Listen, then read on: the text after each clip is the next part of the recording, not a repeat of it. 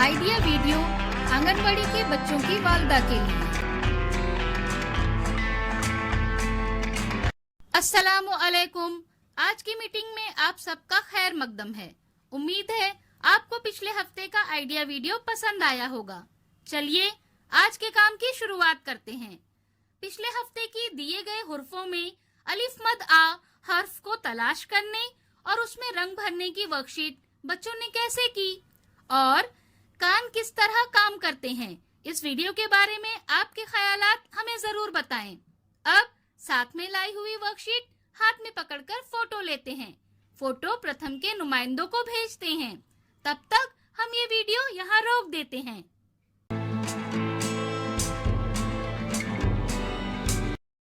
चलिए अब आगे की सरगर्मी करते हैं, जिसका नाम है करके देखते हैं।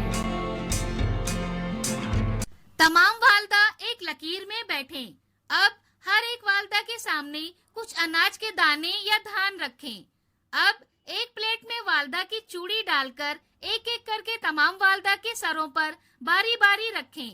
हर वालदा को चूड़ी के अंदर अनाज का दाना या धान डालने के लिए कहें। जो वालदा चूड़ी में सबसे ज्यादा अनाज के दाने या धान डालेगी वो फातेह होगी।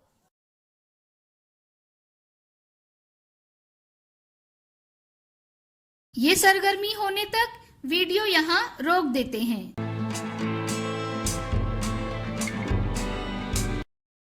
उम्मीद है ये सरगर्मी सभी वालदा ने खुशी खुशी की होगी।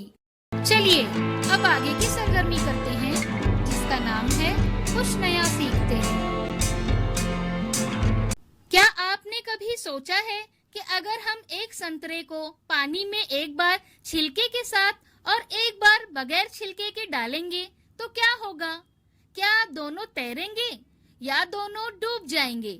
आइए जवाब जानने के लिए ये वीडियो देखते हैं। ये वीडियो हिंदी में है। इसमें जैसे दिखाया गया है आप बिल्कुल उसी तरह करके देखिए। हर एक को संतरे खाने में मजा आता है, पर आज हम संतरों से एक वैज्ञानिक प्रयोग करेंगे। मेरे पास दो संतरे हैं, एक बिल्कुल साबुत संतरा है और दूसरे का छिलका छिला हुआ है। मैं दोनों को एक पानी के टैंक में डालता हूँ। जो साबुत संतरा है वो तैरता रहता है और जो छिला हुआ है वो डूब जाता है। इस प्रयोग को करने के लिए आपको एक पानी का टैंक या एक फिश टैंक चाहिए और कुछ संतरे चाहिए।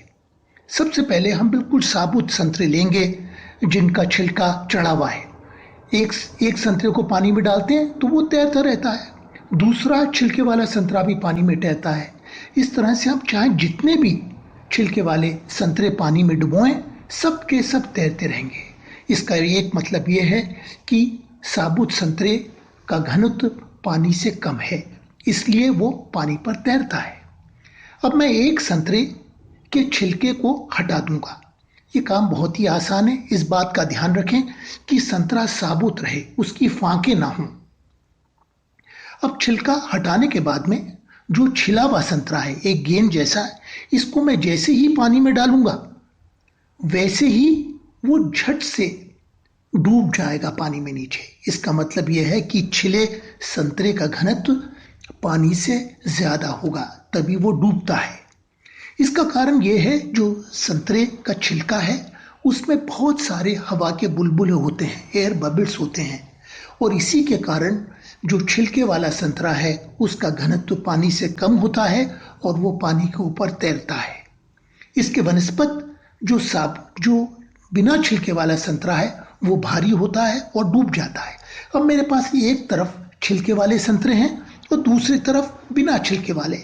सारे छिलके वाले संतरे पानी के टैंक में तैरते रहते हैं क्योंकि उनका घनत्व पानी से कम है।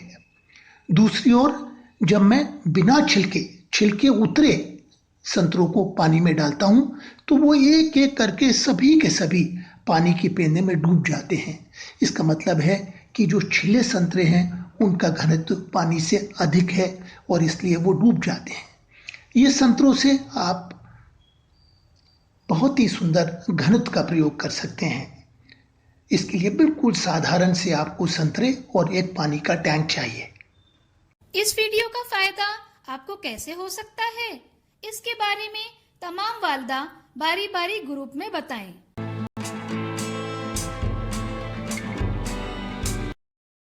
चलिए अब आगे की सरगर्मी करते हैं जिसका नाम है घर जाकर बच्चों से करवाएं।